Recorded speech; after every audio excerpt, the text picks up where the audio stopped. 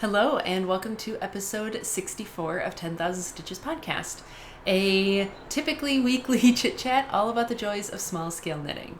My name is Andy, and I like to knit, and I've been away for longer than anticipated. If you watched the little short video that I put up last week, you'll know that I was sick. And so, yeah, I had not intended to take, I think it's been 3 weeks off now from recording a regular episode, but we're back and we have lots to talk about. So, like I said, my name is Andy. If you wanted to find me on the interwebs, you can find me on Instagram, Twitter, and Ravelry as Purlbug, Purlbug. You can find my blog at thepurlbug.com, and we have the 10,000 Stitches podcast group on Ravelry. If you're looking for links to anything that I mention, if you're watching this on the embedded video, in the blog post, or the Ravelry thread, everything will be linked right below the video. If you're watching this on YouTube, there'll be a link in the description box to the blog post where you can then find all the links. I'm going to apologize in advance for background noise. I have the windows open because it's a beautiful day out, but as you guys know, that means noise. So hopefully it won't be too bad.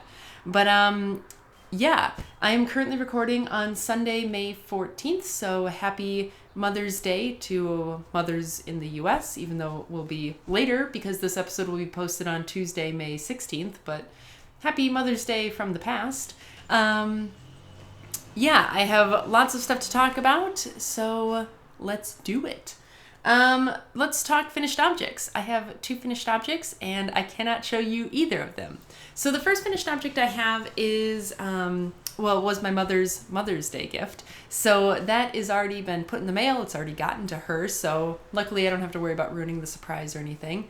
But yeah, I made her a tailwind shawl. And I'll try and put a picture from the pattern page on Ravelry, from the pattern page on Ravelry up here so you can kind of see what the pattern is supposed to look like. I didn't knit it like that. So it's meant to be sort of this asymmetrical garter stitch, long multicolored shawl, and the pattern is written for fingering weight yarn. I used a DK weight yarn. I think it's a DK.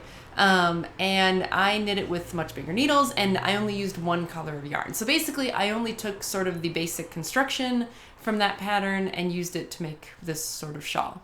So I will put in a picture here of me wearing the finished shawl.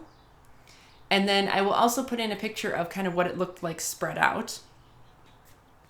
And so the yarn that I used for this is from Honey Gold Acres, and it's a 75-25 superwash merino nylon blend. It's 274 yards to 100 grams, so that's why I'm pretty sure it's a DK. So this is, to adjust my camera settings. So this is the label for it. Come on, focus. So yeah, so that's the info for it.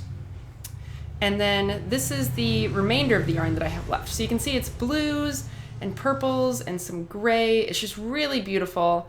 And I also took a close-up picture of the shawl itself when it was knitted. So I will put that in here so that you can kind of see what everything looked like sort of together. But yeah, I thought it turned out really well. It was interesting because it was my first time ever doing sort of one of those asymmetrical shawls like that. It was my first time doing an I-cord edging and an I-cord bind off, which was good practice because my poly cardigan, which I'll show you guys in a few minutes, uses an I-cord bind off along the neckline. So that was good practice to do that. But yeah, I'm really happy with the way it came out. It wasn't super big. It was basically just big enough to sort of wrap around, like if you had one end here, it would go all the way around and then kind of come back. So it was good like scarf length, but it wasn't like a super huge shawl. And sort of my thought process with it was, one, that I wanted to use up as much of the yarn as I can, which you see I did. And then 2, I really wanted it to be sort of just like a neck warmer, because, you know, with my mom, she likes to wear shawls and like scarves and things just to kind of keep her neck warm, you know, like in church or, you know, in other severely air-conditioned places where you may not necessarily want to wear like an entire sweater, but it's like, oh, it's kind of chilly. I'd like to just, you know, sort of keep my neck and chest warm. So yeah, like I said, she already got it. She said she loves it. So yay, that's awesome. So that's my first finished object. And then my second finished object was my Flying North socks, which I just put the vlog live like an hour or two ago, but I talked about them in a vlog, and so because I was already wearing them, and so they're currently in the dirty laundry, so I don't want to show them now, but I will try and sort of like edit in where I was talking about them in that vlog here. Also, I should show you, I'm wearing these socks. These are my Flying North socks. They are recently finished. I know the last time I showed them on the podcast, I think I had one of them done. They are completely done now, and I'm wearing them because this is my cherry blossom yarn, and I just thought it seemed very appropriate to wear them on our trip up to DC. So yeah, so the yarn that I was using for that was a 7525 BFL nylon blend in that, sort of cherry blossom inspired colorway that I dyed up. Those were knit on US size 1s, which is a 2.25 millimeter needle. They were a 66 stitch sock because the way that pattern works is it needs to be worked over an odd number of stitches. So 66 stitches worked because it gave me 33 stitches per needle. So that worked really well. And yeah, short socks. I've shown them before. I think when I recorded my last episode, I'd had one finished. So I sort of talked about them then. But yeah, it's just a short sock, and I really enjoyed that pattern, and I would totally make it again if I had a yarn where I really wanted to like really show off the yarn itself, but also have just a little bit of something extra to it, not, something a little bit more than vanilla. But yeah, I really loved it, and I thought it was a great pattern, and I would totally make them again. So yeah, those are my two finished objects. So let's talk about works in progress, and I might as well start with the work in progress that I don't have here to show you guys either. These are, I think I talked about them last time. These are a pair of socks that are a gift for someone, and that's not the reason I don't have them here right now. I don't have them here right now because they are at my office because I forgot them there when I left on Wednesday because I took Thursday and Friday off. So I just haven't gone back to get them yet. So I'll have them to show you for you guys next time. So I won't give too many details yet, but they are, the pattern that I'm using for them is the Broken Jack socks, which if you remember is the pattern that I used for my Time Traveler socks, the socks that I made out of the Knit Picks Fleechy in the Time Traveler colorway, which I love, and it's really fun to be knitting that pattern again. But yeah, I'll talk more about those the next time I record, because then I'll actually have them here to show you, hopefully. So yes, that's one work in progress. Also, another two works in progress, the Flax Light and the traveling cables hand warmers, no progress has been made, so I'm not going to show you guys those either.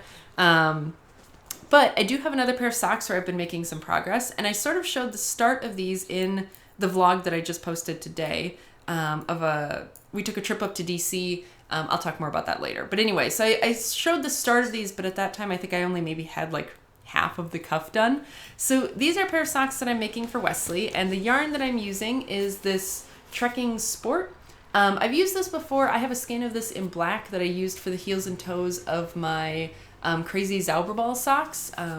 It's a nice, German sort of rustic yarn. It's a little bit softer, I think, maybe than Opal and Regia, but it's, not as soft as like merino. But it's a 7525 superwash wool nylon blend.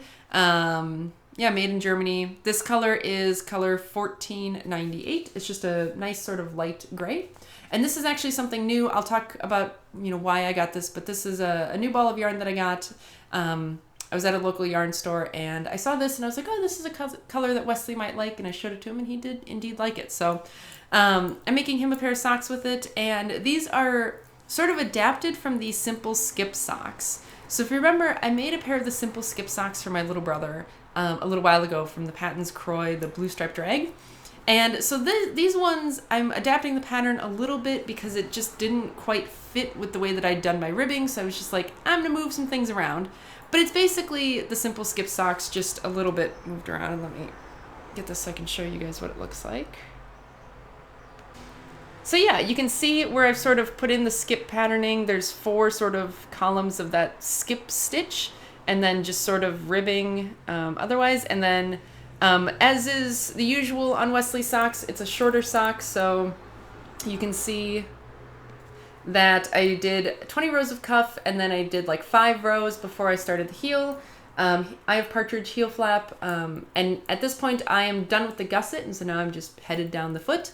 But yeah, obviously I didn't get a lot of knitting time on our trip, but I did get some and got a chance to get these started for him. And so yeah, I'm just going to keep plugging away at these. These are being knit on US size 1s, 2.25 millimeter needles. This is a 64 stitch sock.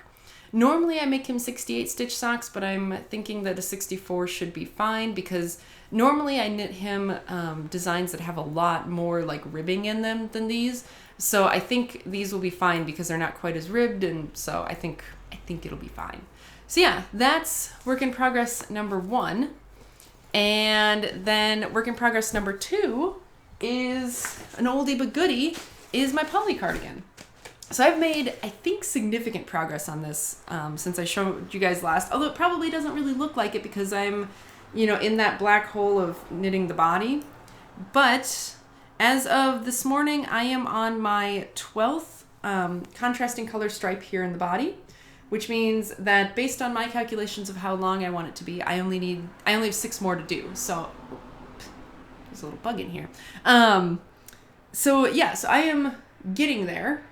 But otherwise, there's not much to talk about. Like I've said before, poly cardigan, I'm knitting this on the needle size called for in the pattern, which is a US 2.5, which is a 3 millimeter needle. Because my gauge is tight, I'm knitting a size large. Here's the yarns that I'm using. Here, these are hand-dyed yarns. That's that. I'm hoping that maybe by the next time I talk to you guys, I will at least have the body done, hopefully. I feel like especially now that I'm more than halfway done with the body, I'm getting like some good momentum built up and I feel more motivated to work on it more. So yeah, hopefully by the time I talk to you guys next, I will be working on the sleeves, hopefully. But I'm super excited to wear this because I think it's going to be exactly what I'm looking for in a cardigan. So yeah, that's that. And let's see, where am I in terms of how long I've been recording? So let's see. Let's talk about what's coming up next. Oh, no, I don't want to talk about what's coming up next because I don't have the yarn to show you guys. So I'm going to pause, go grab some yarn, go grab some water, and then I'll be right back and we'll talk about what's coming up next. All right. So what's coming up next? Once I finish the poly, which is what I've pretty much exclusively been working on here at home, obviously I will probably, these socks for Wesley will probably become my next work socks, like socks to do at work once I finish the ones I'm currently working on. So those I'm just going to kind of leave until I'm ready to work on them at work. Yeah. And so then the next thing I plan to make at home is going to be a pair of speckled space socks for myself. I talked about this last time I recorded. I'm thinking I want to do like another short pair of socks because those cherry blossom socks fit really well. It was like the perfect sort of height so they didn't fall into my shoes. So yeah, I want to make myself another pair of short socks, and I'm thinking I'm going to do the speckled space socks using this yarn. This is a hand-dyed yarn that I did. Again, it's that BFL nylon blend, and I dyed this up forever ago, but I really, really just love it and have been waiting for a chance to use it. And so yeah, that's what that looks like, and I think this yarn will work really well with that speckled space socks pattern. So yeah, that's that. And then I know this is going to be a surprise for you guys, but I actually am planning my next cardigan.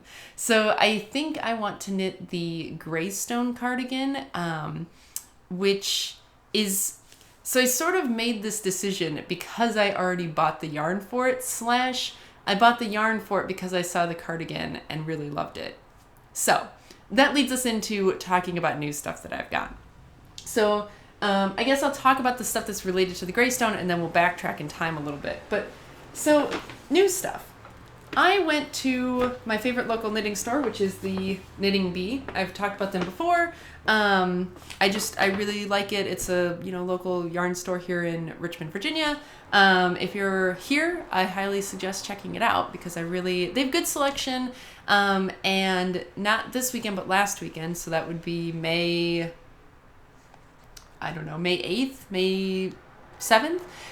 They were having a sale. So it was a winter closeout sale, I think was what they were calling it. And any yarn that had wool in it was 40% off.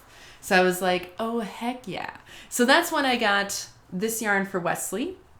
And I also got 2 other sweater quantities sort of worth of yarn. So the first one, and this is what I plan to make the gray stone out of, is this Anchor Bay by Cascade Yarns. And this is let's see. So this is a 50% cotton, 50% merino blend. And I got it in this beautiful teal color. And let's see. So this is color 10, I guess. And yeah, so you can see it's just this really beautiful teal color. It's a really sort of nice, plump, squishy yarn, and it feels like it will make a really good sort of like spring or fall cardigan.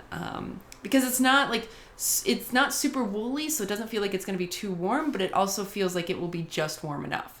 So this is a DK weight yarn, I believe, and it is 262 yards per 100 grams. So I bought, how many skeins of this did I buy? I bought a zillion skeins of this. I bought 7 skeins of this because I was at the yarn store and I, saw this yarn and I was like, oh, I really like that. But I had no idea what kind of yardage I would need to make a cardigan out of a DK weight yarn. So I looked up patterns on Ravelry really quick and I saw the Greystone cardigan and fell in love with it. And saw what the yardage looked like on that, and so bought a conservative amount of yarn so that hopefully I will have enough to make it. So that's what this is going to be, but that's going to be a little bit into the future because I need to figure out the right needle size and everything, because I don't want to do the same thing that I am doing with the poly cardigan where I use the needles that the pattern says, but I'm doing knitting too tight and have to make a larger size. So this time I'm going to really put in some effort to gauge swatch and make sure that I get gauge for the pattern so that I can make what is actually the proper size for me and not be, making a size that's bigger and requires more knitting than what I need to be doing, if that makes sense. So yeah, that's what this is going to be for. And so then my second sort of sweater's quantity worth of yarn is this Cascade Heritage silk. And this is 85% superwash merino, 15% silk. This is actually the first time I've ever bought yarn that has silk in it. I don't know that it necessarily feels all that much different than just the regular Cascade Heritage sock yarn, but whatever. So here's the label for that. So this is a fingering weight yarn, and let me see if I can sort of flip the label over so we can see the details for it. So this is color 5610. Come on. Sorry, color 5610. And as you can see, it says it's machine washable, which is surprising to me given that it's silk. And it is 437 yards per 100 grams. And it's just this really nice sort of basic tan color. And so the reason that I bought this is because I was already thinking forward to probably my next poly cardigan, since I really sort of am enjoying making it. And so this is going to be the main color for probably my next poly. And in terms of the contrasting color, I am either going to use leftovers from a whole bunch of these yarns that I have dyed up on this BFL base, because I have a lot of leftovers that are insignificant, or that are significant quantities worth of yarn. So I could do, lots of different colored stripes with these, and that would be really fun. So I'm either going to do this, or I'm going to use the other new yarn that I bought. And this was not part of this sort of purchase, but this is the yarn that I bought at the Powhatan Festival of Fiber, which I talked a little bit about in my vlog number 4.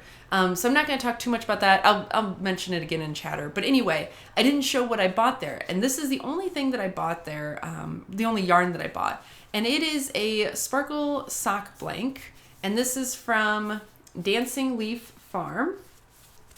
So here's that on the label. So yeah, so Dancing Leaf Farm. And then here's the details. So it's kind of, your basic 75, 25 superwash merino nylon stellina, 463 yards per 100 grams. And it was $23, which to me is pretty reasonable for a sock blank. But really what sold me on it was this color palette. How beautiful is this? And I actually haven't taken it out of, I haven't like unrolled it yet, but I will for you guys, partly because I want to see it too. But yeah, I really loved these colors together. So here you can kind of see the whole thing. So I really, really loved this color palette with the purples and the teals and the oranges and the red. And I just think it will be super pretty. And it's even more beautiful now that I sort of see it unrolled and I can see that it's sort of like a watermelon, or not a watermelon, God, like a watercolor sort of, sock blank rather than, being super solid. So like you can see there's just a lot of variation in there and it's very sort of watercolor like. And I just think that is beautiful. And I saw it when we made our first round through the festival. And I kind of was like, I want to see what else is there. And then when I didn't see anything else that spoke to my soul as much, I then was like, oh my gosh, now I really hope that it's still there. And it was when I went back. And so I bought it. And so, yeah, this is my big purchase from the Powhatan Festival of Fiber.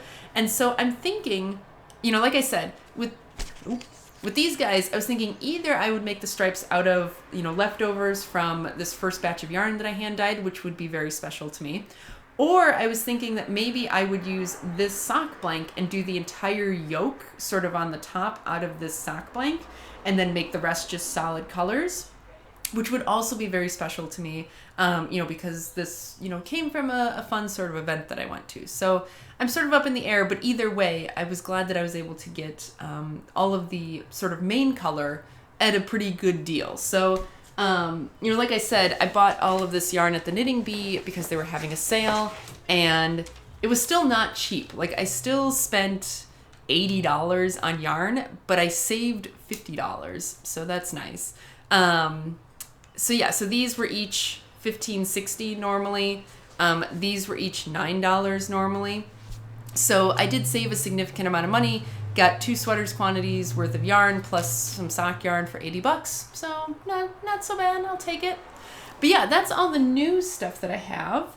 And I guess I can talk a little bit about some dyeing that I've been doing. Let's see if I can kind of move all this stuff out of the way. So I've been doing a lot of dyeing. I actually was doing a lot of dyeing when I was sort of recovering from my illness because it was something I could do that felt productive.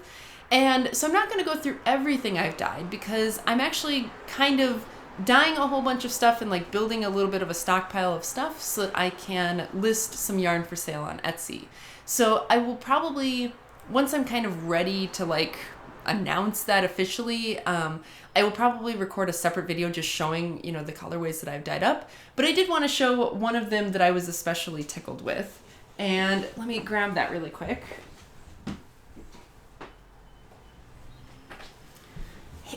So I've been mostly dyeing up sort of these themed sock sets with main colors and then contrasting colors for heels, cuffs, and toes. But this is a skein that I dyed up. It's just a single skein of the Superwash 80/20 Superwash Merino Nylon blend that I use. It's the same thing that I'm knitting the poly cardigan out of. But this one I'm calling Partly Cloudy. And I just am super pleased with this.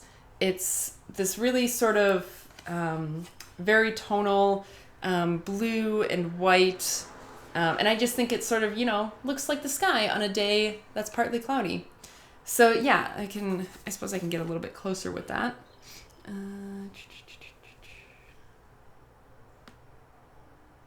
So yeah, that's what that looks like. And I'm just super pleased with the way that it came out. Sometimes I have dyeing experiments that don't quite come out the way that I expect, but I'm still happy with them.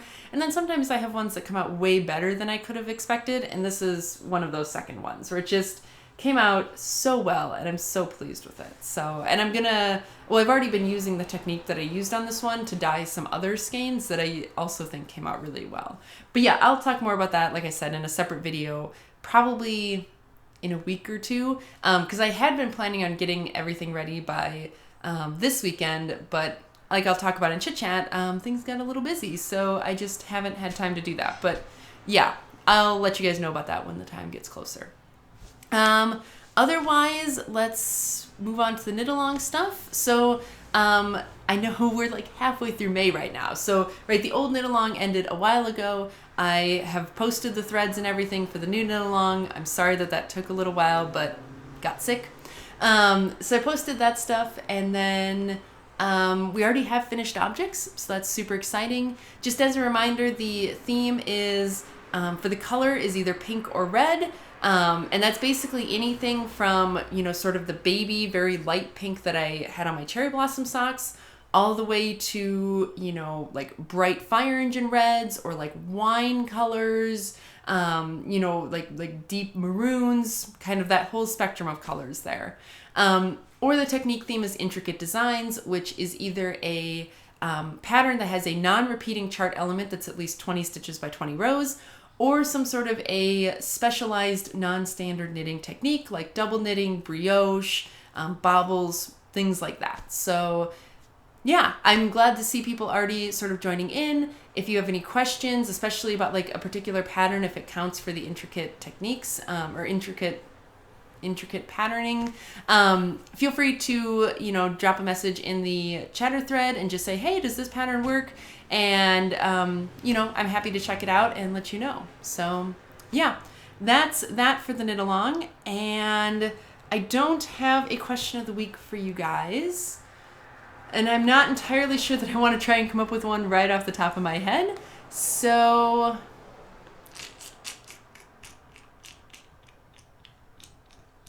okay, yeah, no, I got one. It's not knitting related, but it is kind of related to, my life. So like I've been saying, I was, really sick last weekend, and, everyone, gets sick every so often. So my question of the week this week is, what is your favorite way of sort of making yourself feel better when you're sick? I mean, obviously, kind of when you're in the middle of it, there's not a lot you can do in terms of actually making yourself better. But like, I feel like we all sort of have those rituals that we do to like make ourselves at least feel better. So what is yours? I know for me, always taking a shower helps. Like, when you get sick, you just always feel sort of like gross and like sweaty and dirty. At least I do. And so I know for me, even if I don't have a lot of energy or don't feel particularly well, no matter what, taking a shower always makes me feel better, because it makes me feel as though I've at least done something to make myself a little bit more human. But I also like to do anything that makes me feel productive. So if I have enough energy to clean, I like to clean. If I have enough energy to, dye yarn or something, I like to do that. I basically like to do anything that makes me feel as though I'm accomplishing something rather than just sitting on the couch, like a sad, sick lump, which sometimes you have to do. I did that a decent amount when I was sick, but if I can, I like to not feel that way. So what do you like to do to perk yourself up when you get sick?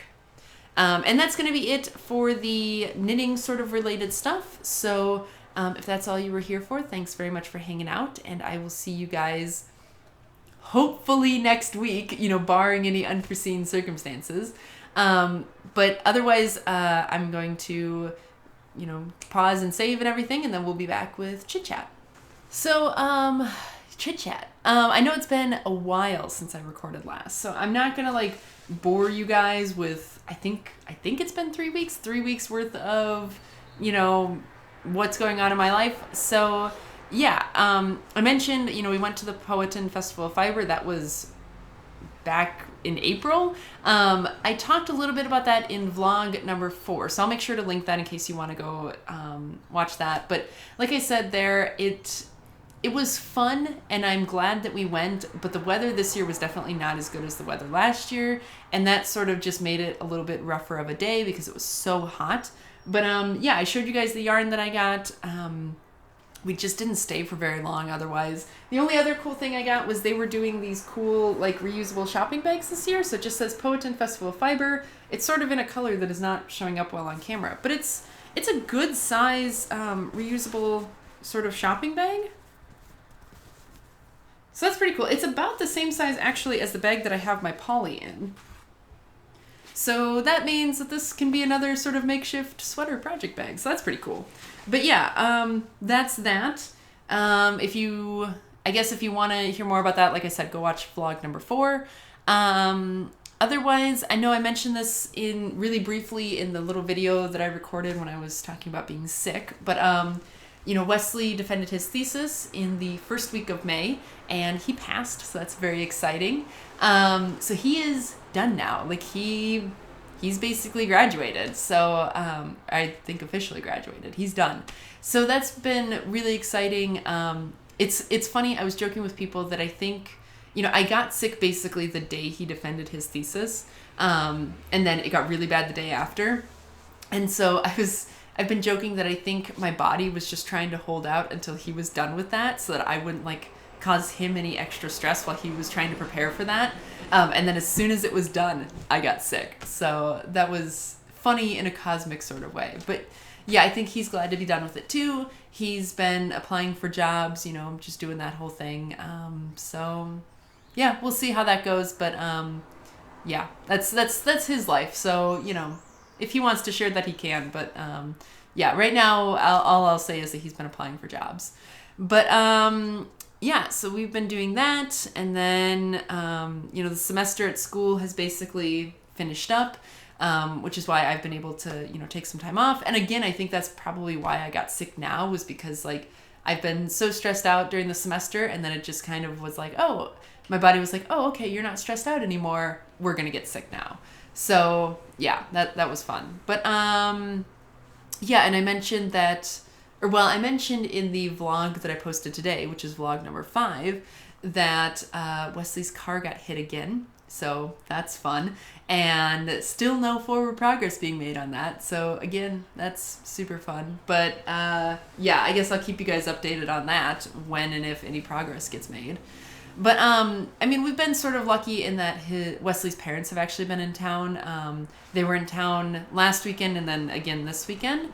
So, when I was sitting at home like a sad lump being sick, Wesley was out, hanging out with them. So that was kind of nice that he didn't have to like stay here and like take care of me or anything, because there wasn't really anything to be done. I was just, being sick like you are. So yeah, last weekend we just sort of hung out with them, went and bought yarn and all that fun stuff. And then on Wednesday, we went up to DC, and I chronicled that whole trip in vlog number 5. So if you're curious, you can watch that. I'll link that. But yeah, we basically spent all of Thursday, up in DC, and then came back on Friday. What you guys didn't see in that vlog is just how stupidly long it took us to get home on Friday. We were riding back with Wesley's parents, and the drive between DC and Richmond is only like 100 miles, I think. It's not very long, so it should take about 2 hours.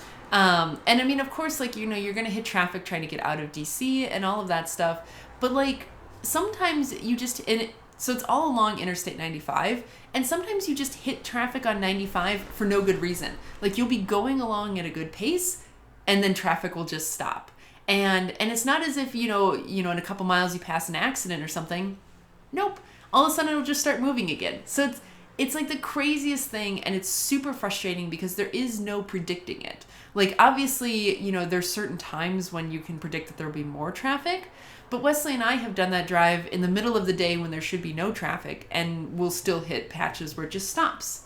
And so it's just really, really annoying, and it took us 3 hours to get home, or to get back to Richmond on Friday, which was just really aggravating because it was, just really bad traffic, especially trying to get out of DC. And we left there at like noon. So again, there shouldn't have been much traffic, but there was.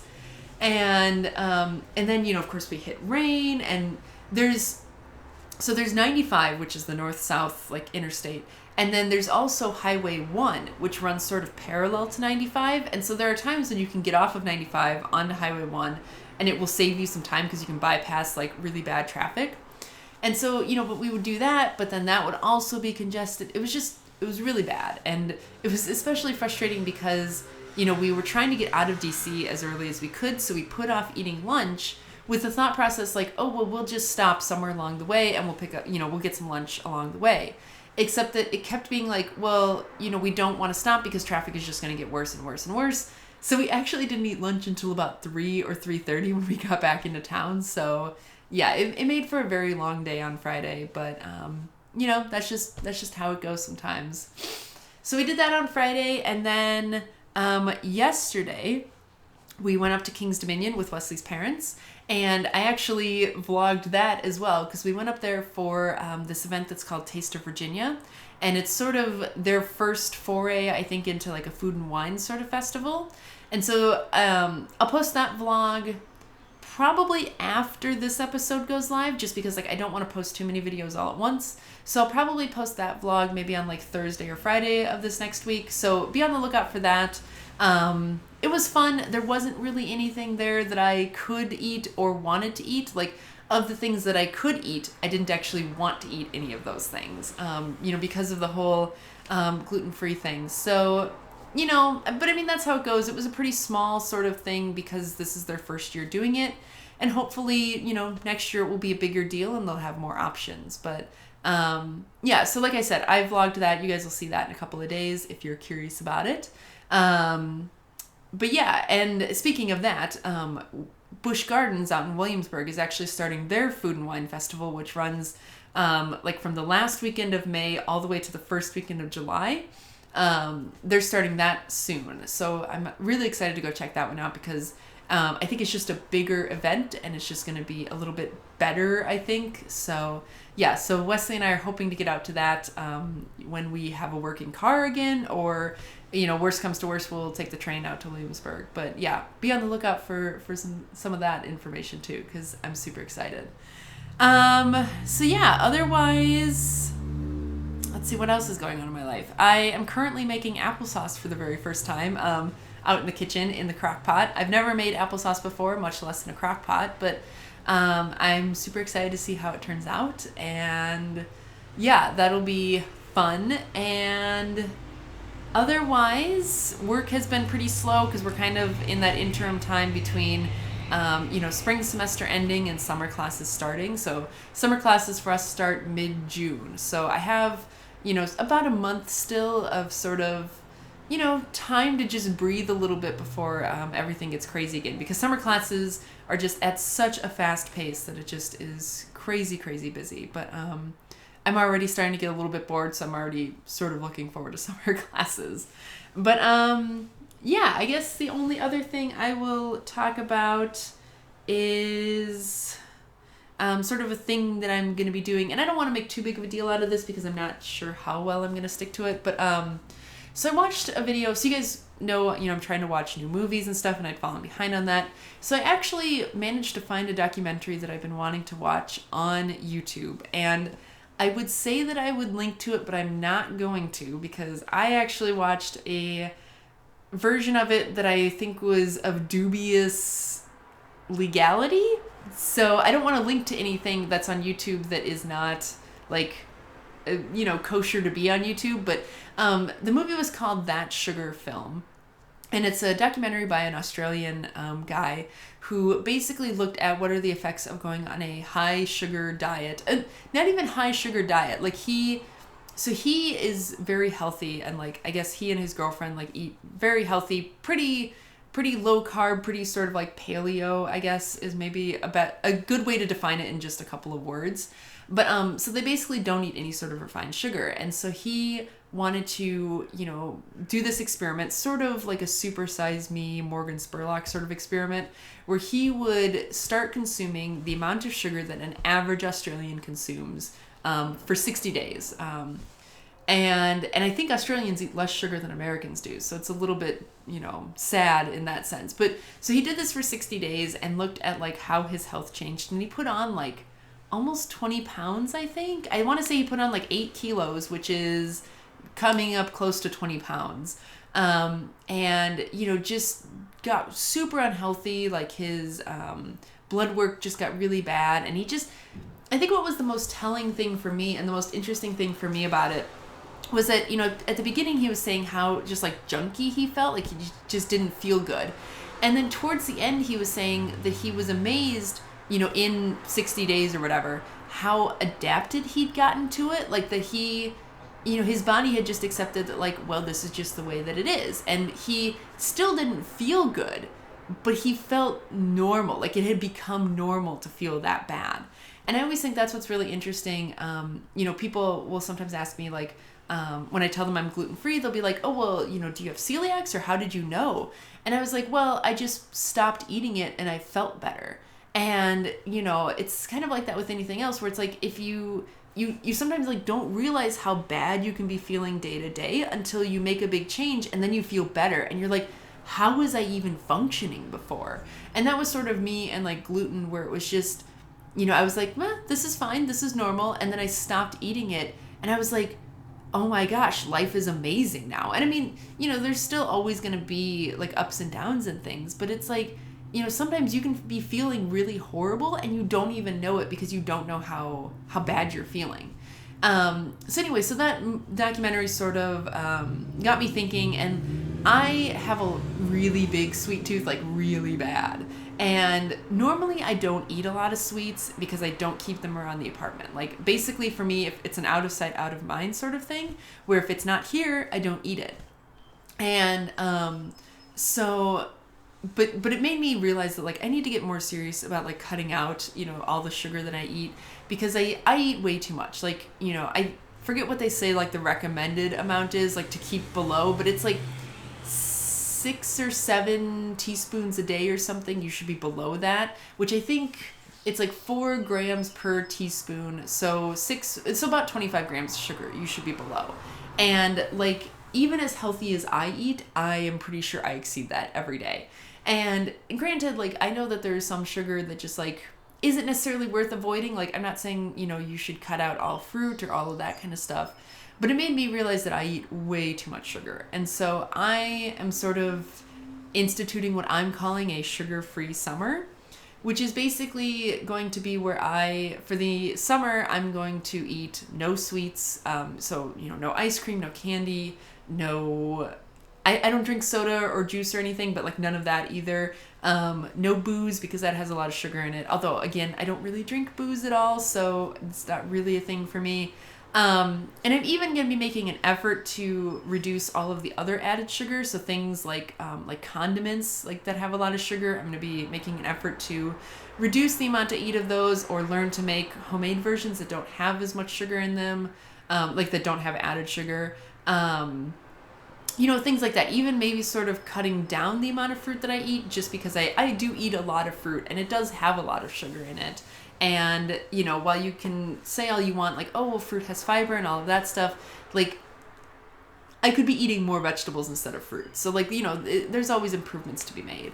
And so I'm hoping that just, like, this will help to get me off of, like, all of that sugar stuff that I eat, because it's a lot and it's not healthy. And so we'll see how that goes. I started this sort of, like, yesterday. So it's not, been going for a terribly long time, but I am now announcing it to the world so you guys can hold me accountable to it. And I'll try and update how it goes. I'm not necessarily expecting any big dramatic changes, like physically, because, people will talk about like, oh, they cut out sugar and they lost a bunch of weight, or, whatever.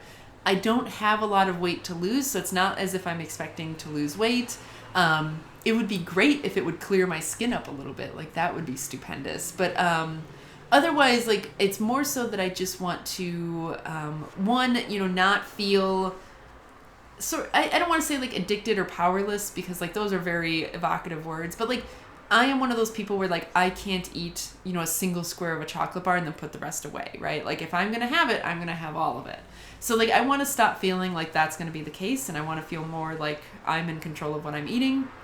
And I'm hoping that it will help with how well I sleep, because I don't always sleep very well. And I especially have a hard time where, like, if I wake up in the middle of the night, I can't get back to sleep. So I would like to see if it helps with that. I would also like to see if it helps with sort of my focus and my ability to, remain focused on a task for a decent length of time and be productive and all of that stuff. And just in general, like, improving cognitive ability and all of that sort of stuff. So, that's sort of, it's more of the, non-physical things that I'm looking for that I'm hoping it will improve. But we'll see. But yeah, I think I've been rambling on for long enough. My stomach is starting to get growly because it's about lunchtime. It's currently 11:15, so that's my lunchtime. But so I think that's going to be it for me. So like I said, if you want to see what's been going on for the past couple weeks in my life, because I haven't been recording, I'll link vlogs 4 and 5 down in the links, and then vlog number 6, which is that trip to King's Dominion yesterday, should be up towards the end of the week, if you guys want to see how that went. But yeah, that's going to be it for me. Thanks very much for watching, and I will see you guys next time. Bye.